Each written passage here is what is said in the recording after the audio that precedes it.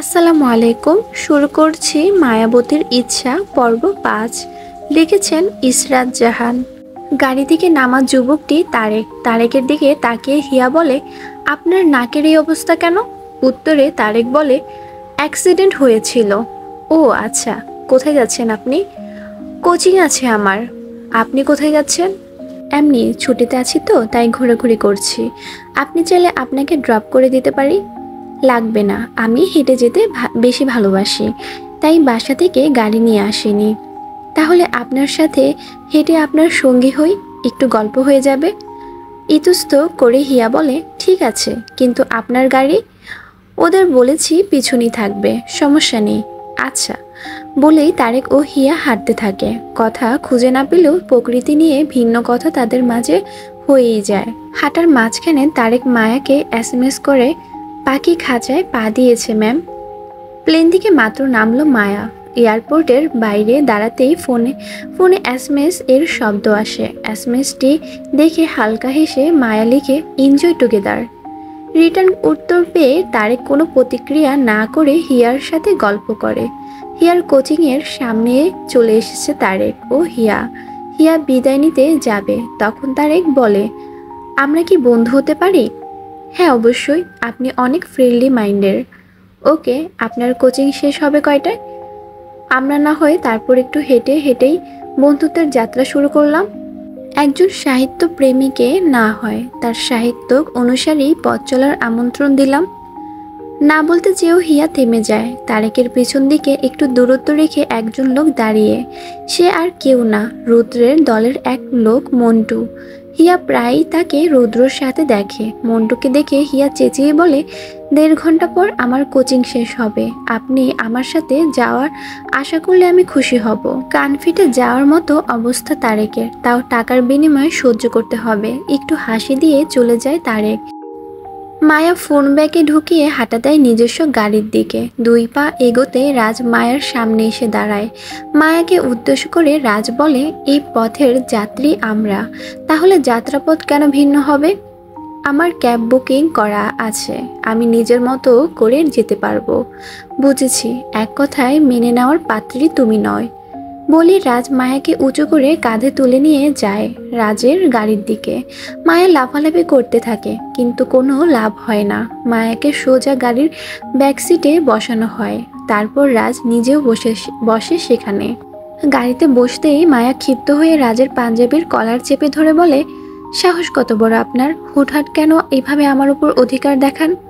রাজ তার ২ পাশের কলারের দিকে তাকিয়ে মায়ার দিকে তাকায়। স্মিত হেসে ড্রাইভারকে বলে, গাড়ির আয়নার কাপড় দিয়ে ঢেকে মনোযোগ দিয়ে গাড়ি চালাও, তোমার মন্ত্রীমশাই এখন প্রেম করবে।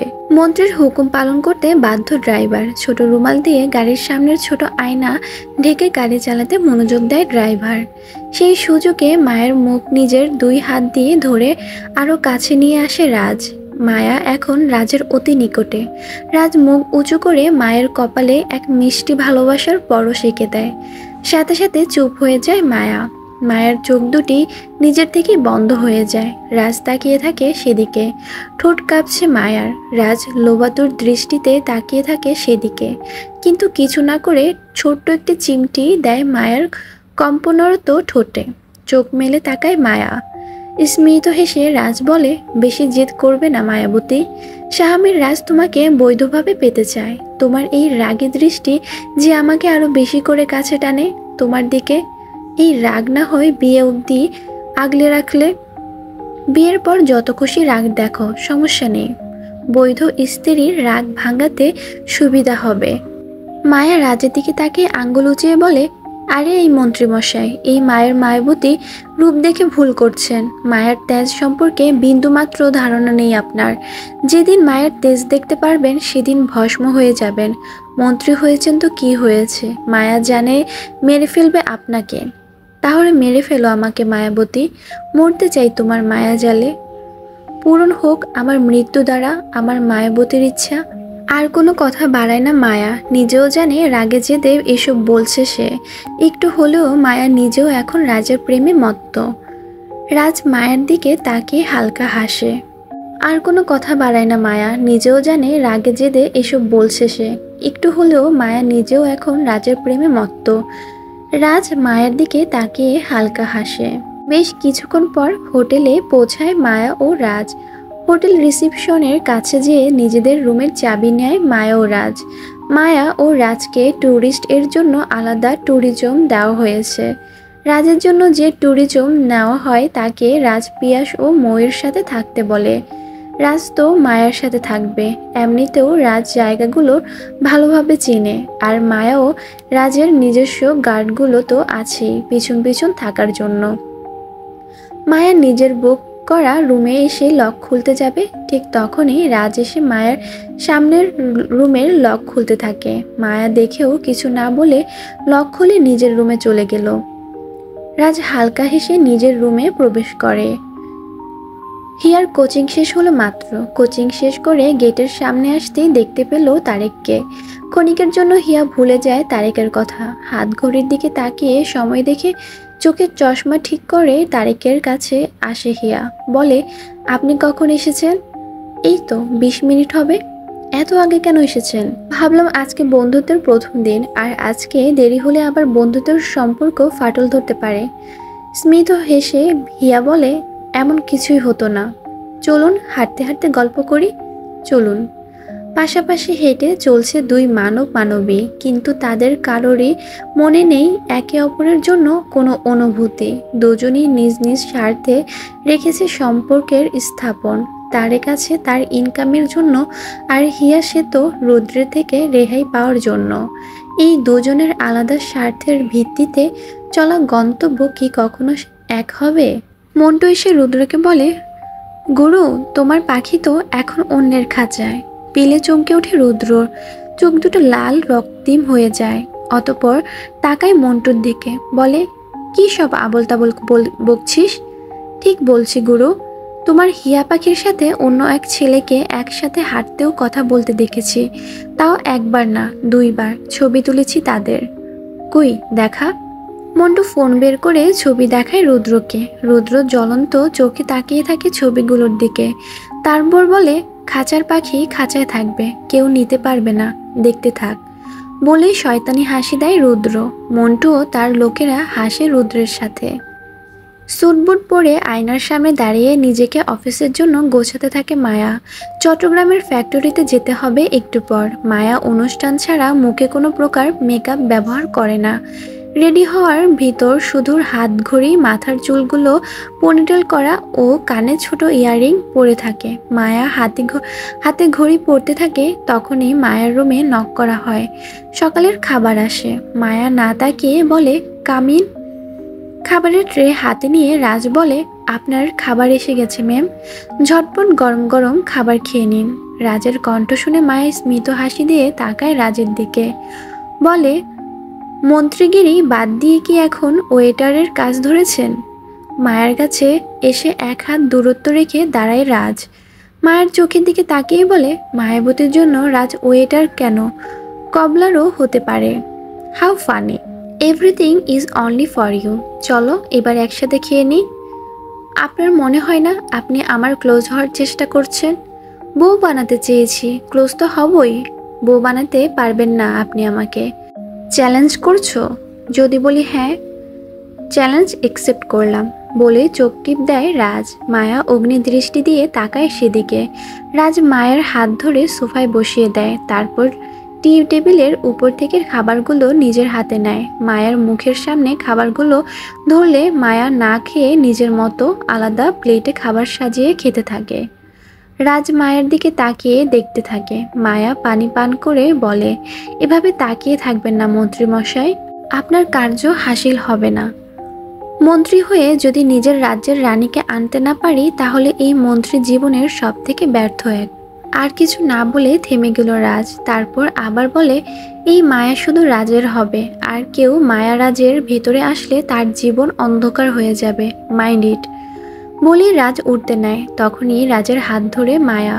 রাজ দাঁড়িয়েছিল চলে যাওয়ার জন্য। মায়ের এই হাত ধরার জন্য থমকে গেল রাজ।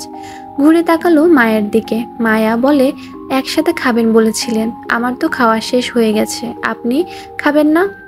মায়ের কথাতে স্লান হাসে রাজ, বসে মায়ের পাশে। আবদারের সুরে বলে, খাইয়ে দিলে আমার মায়াবতীর হাতে অবশ্যই খাবো। খেতে দিলে ঘুমাতে চান কেন? আমি আপনাকে খেতে বলেছি, মানে এই না যে আপনার প্রতি আমার মনে প্রেম জেগেছে। আরে ধুর, প্রেমের কথা কে বলেছে? তুমি ভালোবাসো আর নাই বাসো, হবে তো তুমি আমারই। বলেই রাজ খাবারগুলো নিজের থেকে খেতে থাকে। মায়া তাকিয়ে হালকা হাসে। খাবার শেষ করে রাজ চলে যায় নিজের রুমের দিকে। পথে দেখা হয় পিয়াসের দিকে। পিয়াস বলে, ওয়েটার থাকতে আপনি কষ্ট করতে গেলেন কেন? আমি এবার থেকে ওয়েটারকে আরো আগে পাঠিয়ে দিব। তুমি ওয়েটার পাঠিয়ে দিবে আর আমি তোমাকে ঠাটিয়ে কয়েকটা দিব। ব্রুকুচকে পিয়াস বলে, মানে? লজ্জা করে না তোমার হানিমুনে এসে বউয়ের সাথে রোমান্স না করে বসের রোমান্সে বাধা দিতে? কিন্তু বস, আমি তো আপনার সুবিধার জন্যই বললাম। শোনো পিয়াস, বউয়ের জন্য কুলিও হওয়া যায়, তাতে লজ্জার কিছু নেই। রুমের দিকে হাঁটতে হাঁটতে রাজ আবার বলে, শুধু শ্বশুরের মাথায় নকল গুলি তাক করে বিয়ে করলেই হয় না, বউয়ের সাথে রোমান্স করতে হয়। ব্যাটা নির্ঘাত বলদ ছিল, না হলে কেউ নকল গুলি দেখে ভয়তে মেয়ে বিয়ে দিয়ে দেয়। বলেই হাসতে হাসতে ঘরে ঢোকে রাজ। পিয়াস মিনমিন করে বলে, আমাকে কোথায় রোমান্স করতে দেন, বউ কাছে আনলেই তো আপনার বউয়ের জন্য ডাক দেন। আর কিছু বলতে যাবে তার আগে রাজ রুমের দরজা থেকে মাথা বের করে বলে, খবরদার আমাকে বউ পাগল বলে গালাগালি করবে না। পিয়াস অবাক হয়ে বলে, আপনি কিভাবে জানলেন বস? আমি যতটা না আমার মায়াবতীর মন বুঝি, তার থেকেও বেশি তোমার মন বুঝি পিউ বেবি। পিয়াস হালকা হেসে চলে যায় মৌয়ের কাছে। রাজ পিয়াসকে নিজের অ্যাসিস্ট্যান্ট কম ভাই বেশি মানে। পিয়াসের বাবা মানেই, তাই রাজ পিয়াসের ছোট ছোট বিষয়গুলো সাহায্য করে দেয়। পিয়াস আর মৌ রাজের গড়া আলাদা এক বাসাতে থাকে। রাজের ভালোবাসা আর এই ছোট ছোট মজার কথাগুলো পিয়াস নিজেও এনজয় করে। এই বস না থাকলে সে এত ভালো পরিবেশ পেত না। কানে ব্লুটুথ কানেক্ট করে পার্সোনাল গার্ডের সাথে কথা বলছে মায়া। মোহন সর্দারের পিছনে নিজের আলাদা এক গার্ড রেখেছে, যে সারাক্ষণ ফলো করে মোহন সর্দারকে। উপাস থেকে গার্ড বলে, মোহন সর্দার কাল একটি মিটিংয়ের ব্যবস্থা করেছেন, ওখানে আমাদের লোক পার্টনারশিপ সেজে থাকবে ম্যাম, সব ব্যবস্থা কমপ্লিট। মায়া লিফটের দিকে হাঁটতে হাঁটতে বলে, ভেরি গুড। কালকের মিটিংয়ের যেন মোহন সর্দারের জিততে না পারে, যে করি হোক ডিল যেন অন্য কোম্পানির লোক পায়, সেই দায়িত্ব তোমার। জি ম্যাম, কিন্তু একটা অন্য বিষয় আছে এখানে। লিফটের ভিতরে ঢুকে গ্রাউন্ড ফ্লোরে টাচ করে মায়া বলে, কি বিষয়? আমি ছাড়াও আরও একজন মোহন সর্দারকে ফলো করে ম্যাম। Are you sure? একদম ম্যাম। একদিন হলে তো কথা ছিল না, কিন্তু পরপর 3 দিন, তাও একই হুডি আর মাস্ক পরা লোক একজন ব্যক্তির পিছনে প্রতিনিয়ত থাকলে তো এটাই বোঝা যায়। তার মানে এমন কেউ আছে যে মোহন সর্দারের বরবাদ চায়? হতে পারে ম্যাম। ফলো হিম, তার ইন্টারনেশন কি খুঁজে বের করো। Okay ma'am. বলেই কল কাটে। অতঃপর লিফটের দরজা খুলে যায়। মায়া লিফট থেকে বের হতে নিবে, তখনই দেখে রাজ লিফটের সামনে একটু ঝুঁকে দাঁড়িয়ে আছে। মায়া কিছু বলার আগে রাজ বলে, are you ready Mayawati? For what? আপাতত তোমার ফ্যাক্টরিতে, তবে তুমি চাইলে প্রি হানিমুনের জন্য সমুদ্র এলাকা ফাঁকা করতে পারি। Not interested.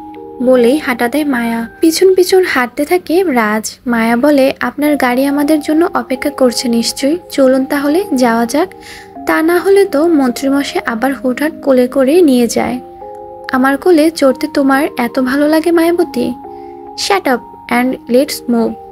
মুখে আঙ্গুল দেখিয়ে রাজ বোঝায় সে চুপ করেছে। অতঃপর গাড়ির দরজা খুলে দিয়ে রাজ মায়াকে ইশারা করে ভিতরে বসার জন্য। মায়া বসে পড়ে, তারপর রাজ মায়ার পাশে বসে। গন্তব্য মায়ার ফ্যাক্টরিতে। ফ্যাক্টরিতে এসেছে মায়া ও রাজ। একজন মন্ত্রীমশাই এসেছে দেখে ফ্যাক্টরির সবাই মিলে রাজকে ওয়েলকাম করে। সবকিছু কমপ্লিট করে মায়া ও রাজ ঘুরে ঘুরে সবকিছু দেখতে থাকে। ফ্যাক্টরির কেয়ারটেকার সাথে কথা বলে মায়া তুলা, সুতা ও বিভিন্ন কাপড় ভালোভাবে চেক করে।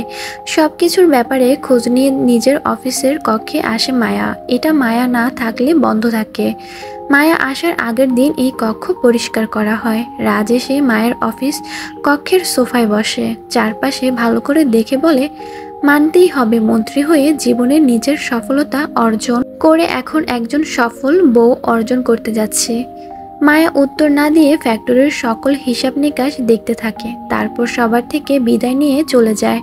রাজ মায়া গাড়িতে ওঠার পর একদল লোক গাড়ির দিকে তাকিয়ে আছে। একজনকে কল করে বলে, বস, মেয়েটি তো একা নেই এখানে, সাথে মন্ত্রী শাহামির রাজ আছে। এই মেয়েকে খুন করা এত সহজ না। ওপাশ থেকে বলে, তোমাদের কি খেয়ে পুষেছি বলো তো? আমার ছেলে জেলের ভিতর বসে আছে আসামি হয়ে, আর এই মেয়ে কি না আরাম করছে। ফলো করতে থাকো মেয়েটিকে, একবার না একবার হলেও মেয়েটিকে নিজের আয়ত্তে আনার সুযোগ পাবে, ঠিক সেই সময় টার্গেট করে মেরে ফেলবে। Okay sir.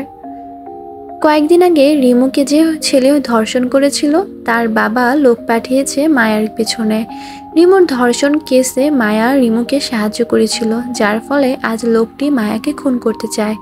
খোঁজ নিয়ে জানতে পেরেছিল রিমুর হয়ে উকিলকে মায়া হায়ার করেছিল। রাজের উকিলের বিষয় কিছু জানতে পারেনি, কারণ মায়ার উকিল দ্বারা সবকিছু সমাধান হয়ে যায়। খবরে রাজকে দেখানো হলেও সুনাম পায় মায়া। মায়ের দ্বারা রিমু আজ সমাজে আবারও উড়ন্ত এক নারী হয়েছে, শাস্তি পেয়েছে ধর্ষণকারী। এই কথাগুলো মায়ের ছবির সাথে খবরে দেখেছিল ছেলেটির বাবা, তাই তো লোক লাগিয়ে রেখেছিল। দেখতে দেখতে কেটে গেল 3 দিন। এই 3 দিনে ভিন্ন কাজে ব্যস্ত ছিল মায়া, সাথে করে ছুটাছুটি করছে রাজ। ঢাকায় 2 জনের পিছনে লোক লাগিয়ে রেখেছে, এক মোহন সর্দার আর 2 মোহন সর্দারের পুত্র রুদ্রদীপ। রুদ্রের দুর্বলতা হিয়া। দুর্বলতা কিনা মায়া জানে না, হতেও পারে রুদ্রের মোহ। তবুও হিয়ার কাছে যার রুদ্রের উদ্দেশ্য, আর এটাই মায়ের চাবিকাঠি। তারেকের সাথে কয়েকদিনের হিয়ার ভালোই বন্ধুত্ব গড়ে উঠেছে, এখন শুধু রুদ্রের ভেঙে পড়া বাকি। আর এদিকে মোহন সর্দারকে নিয়ে ভাবছে। সেদিনের মিটিংয়ের মোহন সর্দার জিততে পারেনি, কিন্তু মায়ের লোকও সেদিন হেরে গিয়েছিল, ডিল পেয়েছে অন্য কোম্পানি থেকে। মায়া বুঝতে পারছে না তার পিছনে কে এমন আছে যে তার শুভাকাঙ্ক্ষী। বেলকনিতে বসে এগুলো ভাবছিল মায়া। মায়ের ভাবনার ছেদ ঘটল কলিং বেলের আওয়াজে। রাতের খাবার আসার সময় হয়েছে ভেবে মায়া বলে, কামিন। ওয়েটার ভিতরে এসে মায়াকে বলে, রাজ স্যার আপনাকে এইগুলো দিতে বলেছে ম্যাম। একটি প্যাকেট মায়ার হাতে দিয়ে বলে। মায়া প্যাকেটটি হাতে নিয়ে চোখ দিয়ে ওয়েটারকে চলে যেতে ইশারা করে। ওয়েটার চলে যায়। মায়া প্যাকেট খুলে দেখে এর ভিতর পিঙ্ক কালারের সুন্দর কারুকাজের জর্জেট শাড়ি। সাথে সাথে মায়ার ফোনে কল আসে। মায়া ফোন হাতে নিয়ে দেখে তাতে লেখা মন্ত্রী মশাই। মায়া ফোন রিসিভ করতে রাজ বলে, waiting for you Mayawati. For what? Candle light dinner বলে কল কেটে দেয় রাজ। এখন কল না কাটলে মায়া আর্গুমেন্ট করবে, আর পরে রাজ এসে মায়াকে জোর করে নিয়ে যাবে, এটা মায়াও জানে। স্মিত হেসে মায়া শাড়ি পরে রেডি হয়। গার্ডদের লোকেশন দিয়ে বলে চারপাশে ভালোভাবে খেয়াল রাখতে, যাতে করে ঝামেলা না হয়। রেডি হয়ে মায়া চলে আসে রাজের দেওয়া অ্যাড্রেসে। মায়ের হিলের শব্দে আসতেই চারপাশ থেকে আলো জ্বলতে শুরু হয়। চারপাশ থেকে গিটারের আওয়াজ আসতে থাকে। রাজ তাকিয়ে দেখতে থাকে তার মায়াবতীর আগমন। মায়া রাজের দিকে তাকিয়ে হাঁটতে থাকে। রাজ ব্ল্যাক কালারের ব্লেজার সেট পরেছে। রাজের পা থেকে মাথা পর্যন্ত পরখ করলো মায়া। পারফেক্ট জেন্টেলম্যান লুকস রাজের। মায়া রাজের কাছে আসতেই রাজ চোখ টিপ দিয়ে বলে, লেডি কিলার। স্লান হেসে মায়া।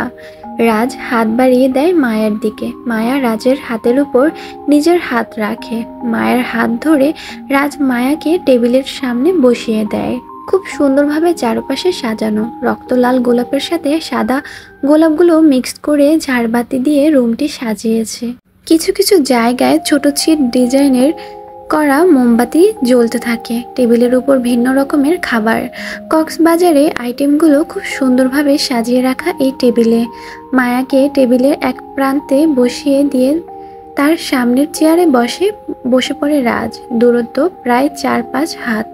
চেয়ারে বসে আঙ্গুলে তুড়ি বাজিয়ে ইশারা করে সার্ভেন্টদের। সাথে সাথে 2 জন সার্ভেন্ট এসে মায়া ও রাজকে খাবার পরিবেশন করে দেয়।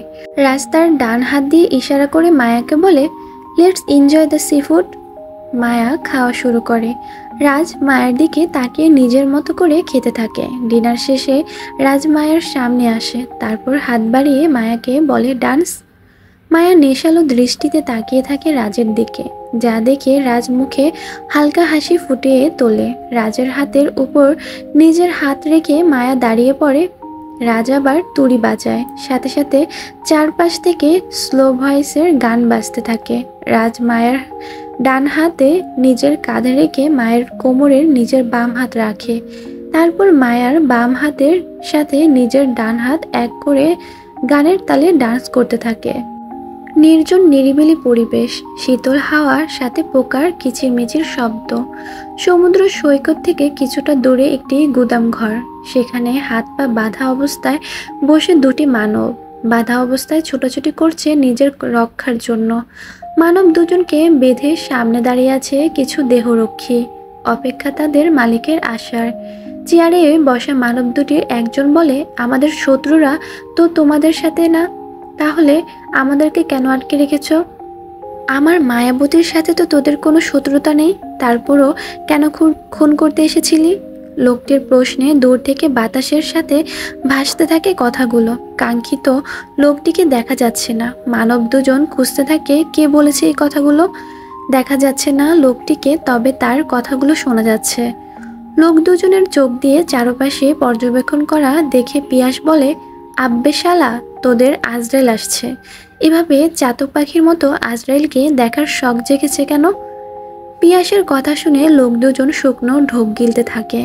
অতঃপর দেখতে পায় সামনে লম্বা আকারে এক ছায়ামূর্তি। আস্তে আস্তে তার আগমন অতি নিকট হতে থাকে।